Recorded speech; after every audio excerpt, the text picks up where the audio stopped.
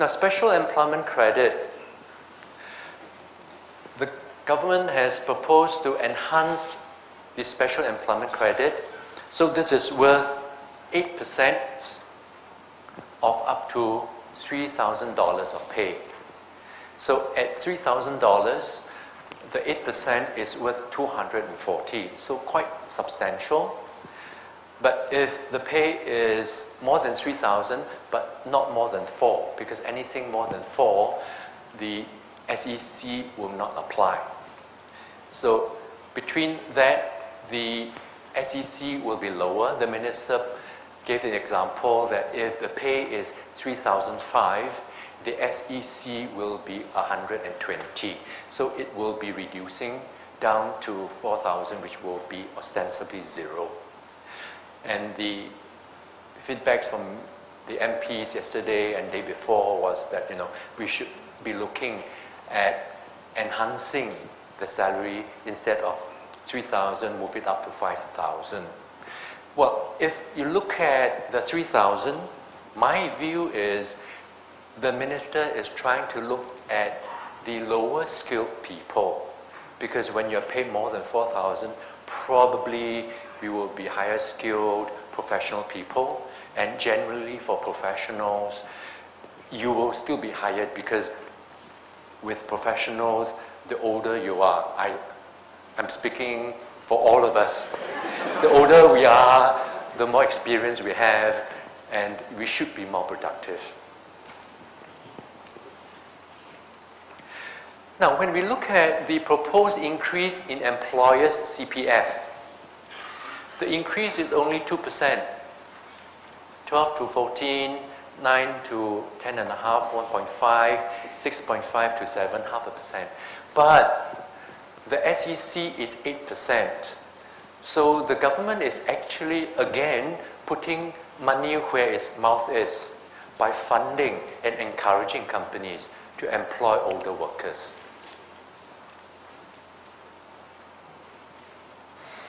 Now, filing for withholding tax. If we are required to withhold tax, we have to file the IR37 by the 15th of the month following the month of payment. So this has been lengthened, extended by 1 month. So now we need to withhold by the 15th of the second month following month of payment. And this will be effective from 1st July. Now, when we say it's effective from 1st July, please note, effective from 1st July is effective for income accruing in or after 1st July. So it's not when we make the payment, because we will have to look at when the income was earned. So if you are paying interest from 1st July to 30th September, that will fall within the extension. But if you are paying interest for 1st April to 30th June, but payable in 1st July, this extension will not apply. So I give the example here. Currently, if we pay, say, royalties on 20th of February, we'll have to account for withholding the month following, 15th March. But next year, if we make the payment of royalty, say 20th Feb 2013, we have an additional month to account for the withholding.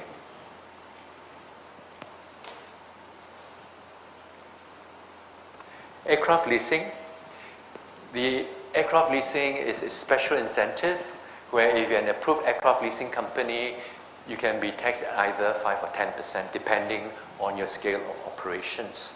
This has been extended by another 5 years to 31st March 2017. Move on to GST. I think the ladies will be very pleased because I see ladies buying ingots of gold. So if you buy investment grade gold and precious metals, then no GST requirement. This is for physical gold, investment grade. So you'll be buying, like I see some of the ladies here thinking of buying 1 kilo, 5 kilos. Then now you do not need to pay GST. Yeah. And this is very interesting thing because it's only applicable to physical gold, because if paper gold is an exempt transaction already. Tourist refund scheme, up to now, you can only come within the tourist refund scheme if you leave by the airport. So almost everyone leaves by Changi. Some small number may leave by Seletar. But if you come via ship, no refund now, because we are trying to encourage more cruise ships to come to Singapore, and they actually spend quite a lot. So with effect from next year, 1st January, tourist refund scheme will be eligible, will be extended to tourists arriving and leaving on cruise ships.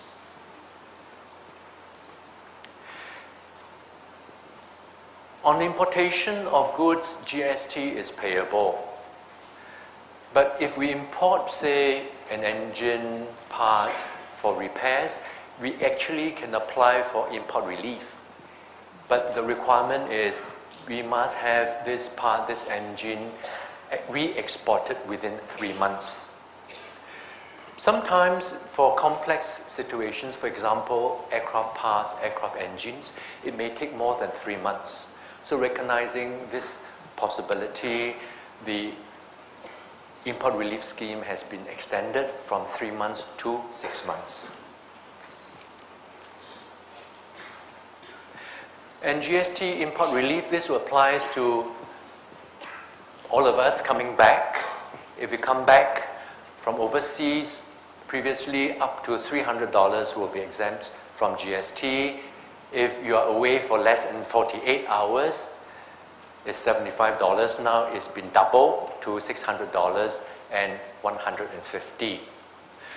But I think almost no one abide by it, because especially for my lady colleagues, they usually go with an empty suitcase to Hong Kong and come back full.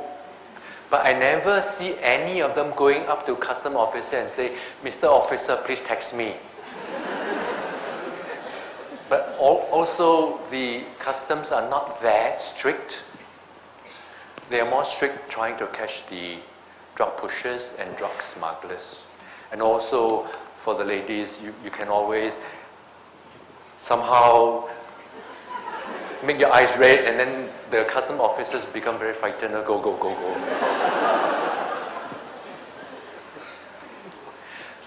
Now, personal tax.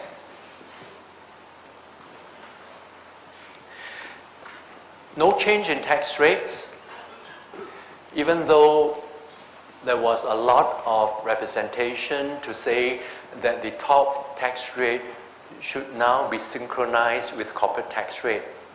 Reason for that is traditionally our top individual tax rate had always been the same as the corporate tax rate. So when years ago, when our corporate tax rate was 40%, our top individual tax rate was 40%. So when corporate tax rate fell to 20%, top rate of individual tax was also 20%. But when it fell to 18%, then 17%, the individual tax rate did not follow. So strong representations that this be synchronized, but it was not to be.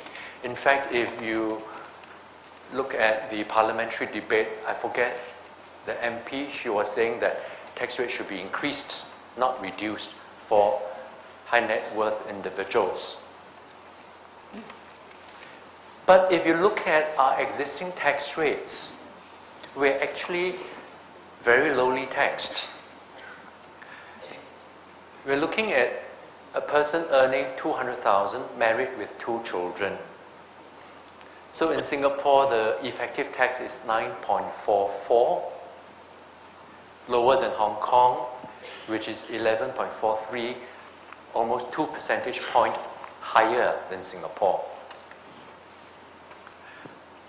Then we have US close to 16, and this is federal tax. Japan 16.66, Malaysia 22.5, China 26.2, India 28, close to 29, and UK 29.94. In fact, in UK, the top marginal tax rate is 50%. And if you read the papers, the candidate for the French presidency is proposing that the tax rate will be increased to 75%.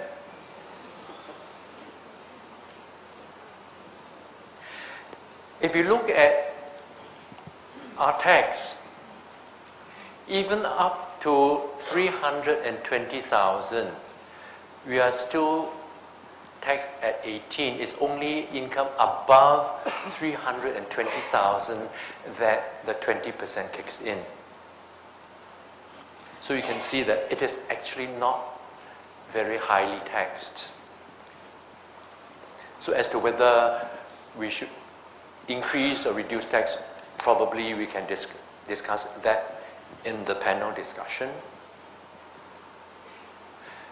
Earned income relief has been doubled, so from 3,000 doubled to 6 for individuals between 55 and 59, and individuals over 60 doubled to 8,000.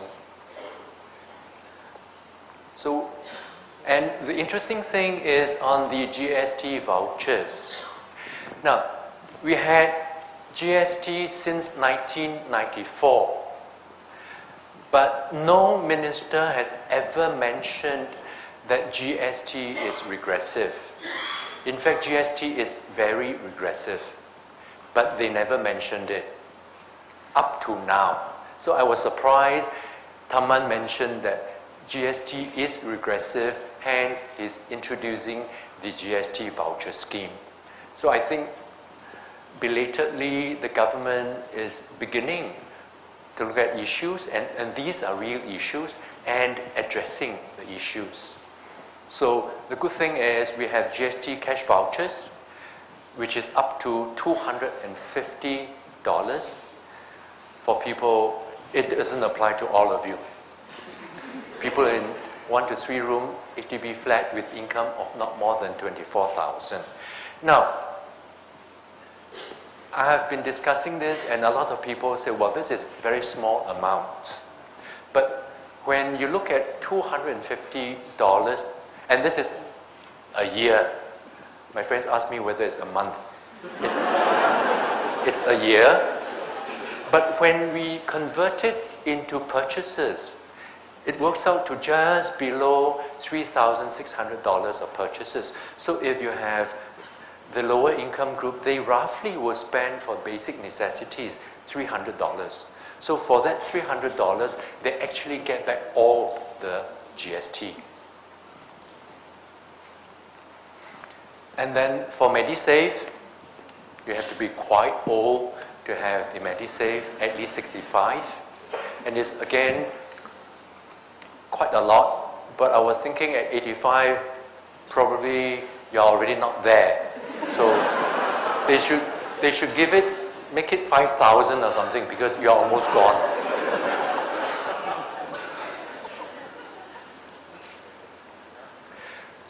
And the GST you save is a set-off against utility bills. So this can be up to $260 if you are in 1 and 2 room flats. Again, you can see that the GST voucher is now the government's recognition that the lower income group, they don't pay tax.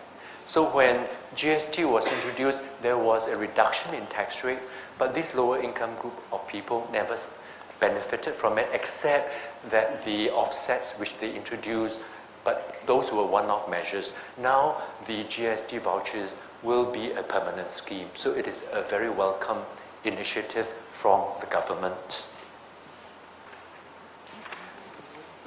I'll spend a few minutes talking about recent developments. PIC, that's a big thing.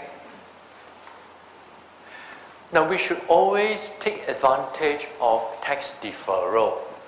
Basically, we can defer up to $100,000 of tax payable.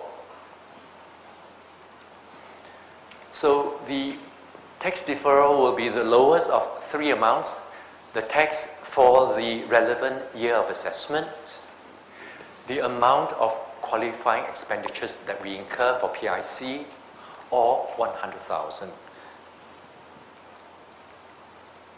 And for the tax deferral, tax for the year of assessment will be deferred if we incur qualifying expenses in the basis period for the next YA. So it looks a bit complicated, but if we look at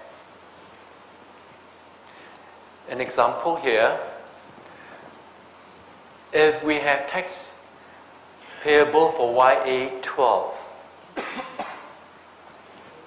if we have tax payable this year, and we have qualifying expenses incurred in the basis period to 31st December 2012, which is for YA 13, then we can defer the tax for YA 12. Okay? And this is actually another very good initiative by the government. In other words, what they are trying to say is, well, you should pay us 100,000 in tax, but you don't have to pay us the 100,000. Use this 100,000 that you should pay us to spend on productive equipment, to spend on PIC items. So they're actually funding our PIC expenses. So it's very generous, and we should take advantage of it, because not only do we not have interest charge on it, but we get a 400% deduction.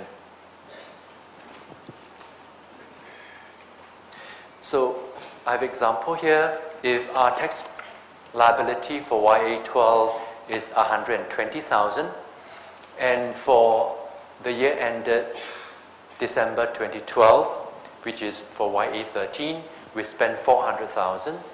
We can now defer 100,000 because that is the max.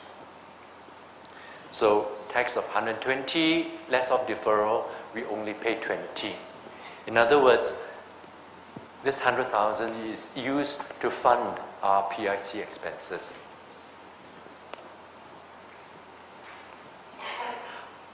For automation equipment, when we have acquisition under hire purchase, please note that if our hire purchase period spans more than one accounting period, the cap, the 400,000 cap, is computed upfront. So we don't look at expenses incurred within the basis period, but the cap is computed upfront. So I have the example here. If we purchase a computer costing us 1.5 million, but this is acquired under a 20-month HP from 1st July 2012. And we have 20 installments of 80,000 each, of which 75 is principal, i.e. the balance is interest. Now we have the HP period spanning more than one accounting period. So the PIC cap must be computed up front. When we look at the principal repayment, we have paid 450 for 2012, 900 2013, and balance 150 in 2014.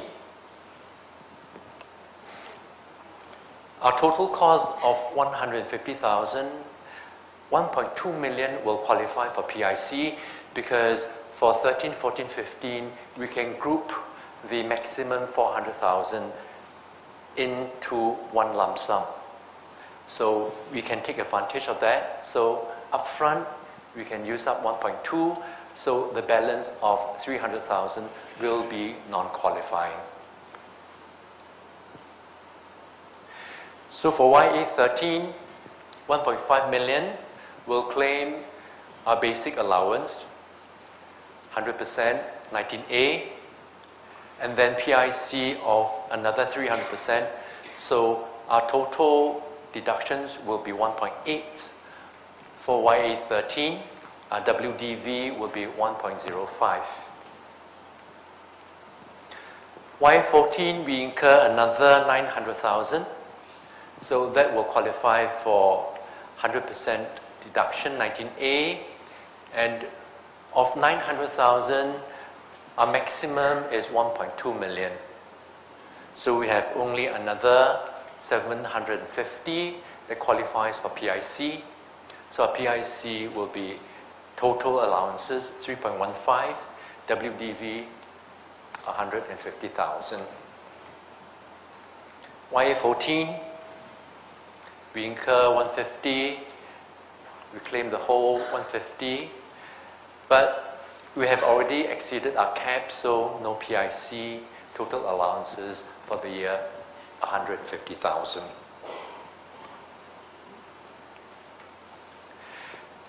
Now please note that for PIC, the leasing of automation equipment is also qualifying activity. So whether we purchase or we lease.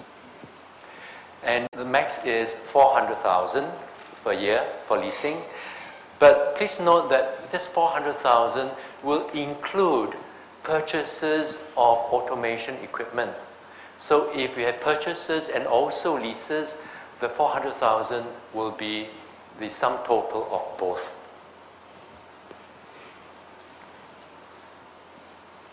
And for equipment under lease, the PIC will go to the lessee. And for the lessor, he doesn't get PIC, so the lessor will be claiming 19A. Okay? And the objective there, very clearly, for PIC is to enhance productivity, to enhance innovation. So it will be the lessee who is using the automation equipment, therefore the PIC should go to the lessee.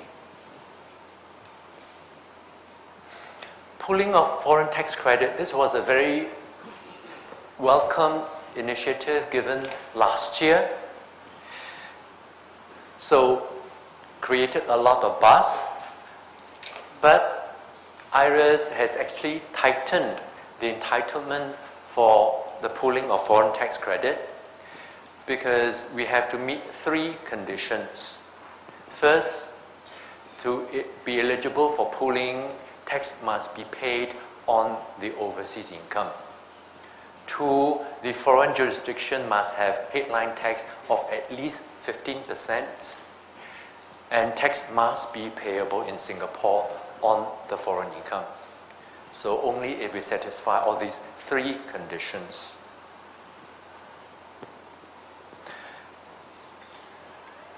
I have this example here. So we have Singapore income 400,000.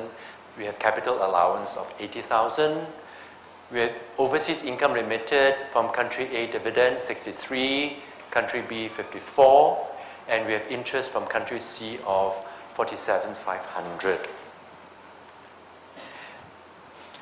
And tax rate for the 3 countries, A is 30, B 10, C 20. Withholding tax rate on dividends 10, nothing for B, and C is 5. So countries A and C will meet the 3 conditions, but not country B, because country B has headline tax rate of less than 15, so we can't pool the dividend from country B. So when we do our computation, we have profit less CA.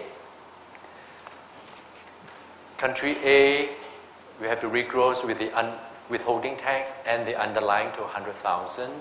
Country B, only the underlying, 60,000. Country C, withholding, 50,000. So we have chargeable 530, less of partial exemption, net chargeable 377,500. And we compute the tax at 64,175. Then, when it comes to the claiming of foreign tax credit, we can pool income from A and C. B is outside the pooling.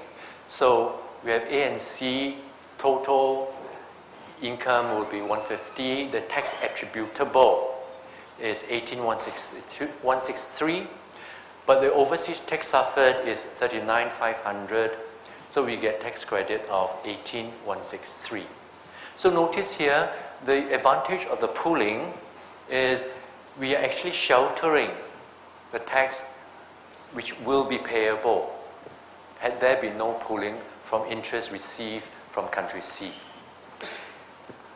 For country B, no pooling, so the foreign tax credit will be actual tax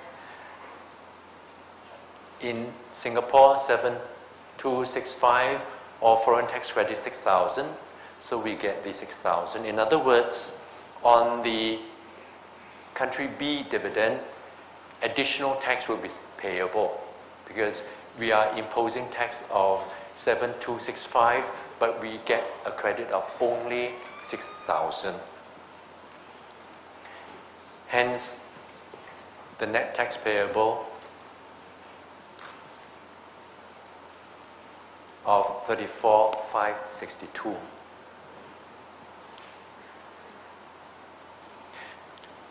I would like to quickly run through two recent cases. First case is ATG versus the CIT, and I mentioned briefly earlier on. This case relates to ATG, manufacturer of precision components and devices. It has a lot of subcontractors. Some of them were overseas. So because it is in the manufacture of precision components and devices, a lot of the equipment are proprietary equipment. So these were placed overseas. ATG claimed capital allowances for them. But IRAS say no, you can't claim CA unless you apply to EDB to have all these equipment approved under the Integrated Industrial Capital Allowance Scheme. But ATG did not agree, and eventually it went to the Board of Review, and the Board of Review held that the wordings of Section 19 never say the equipment must be in Singapore. It simply says for use in the carrying on of your business. So your subcontractor is actually manufacturing components for you. It is manufacturing in the cost of your business.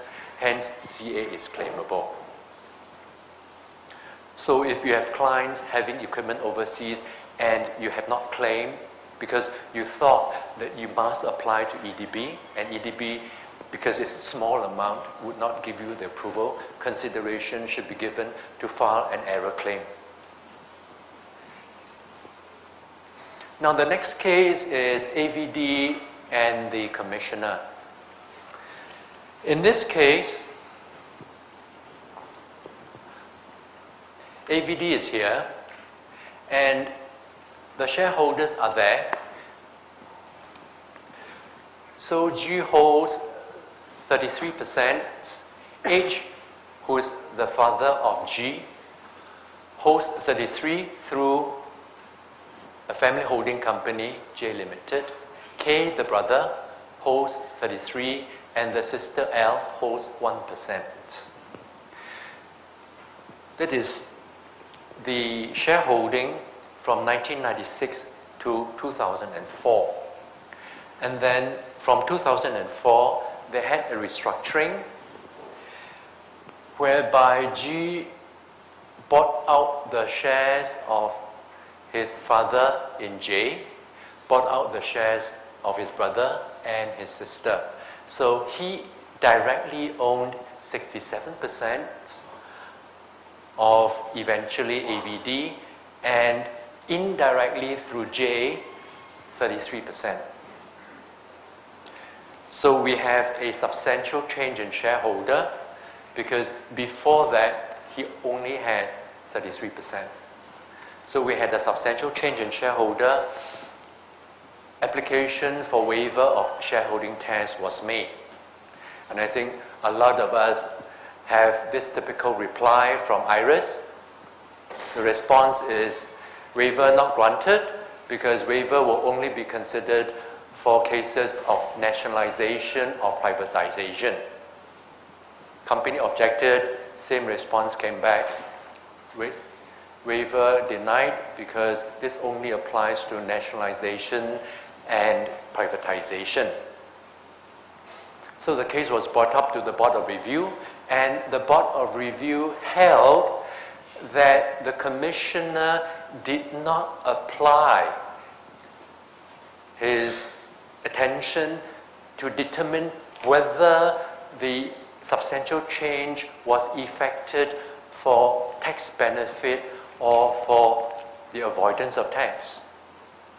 It simply said it's for nationalization and privatization. In other words, the Board of Review held that the Commissioner should actually evaluate the actual circumstances. And when IRAS initially released the e-guide, at that time it wasn't an e-guide, nationalization and privatization were only examples, but they were not exhaustive examples. Unfortunately, the tax office just stuck on to the simple answer, and I think some of the companies where the amounts are not big, they never persisted. Okay? So from now onwards, if we receive response from IRAS saying that it's only for nationalization and privatization, we should quickly write back and please read out the Board of Review case, AVD. So ladies and gentlemen, with that I'll end my presentation. I'll hand control back to the MC. Ladies and gentlemen, thank you very much.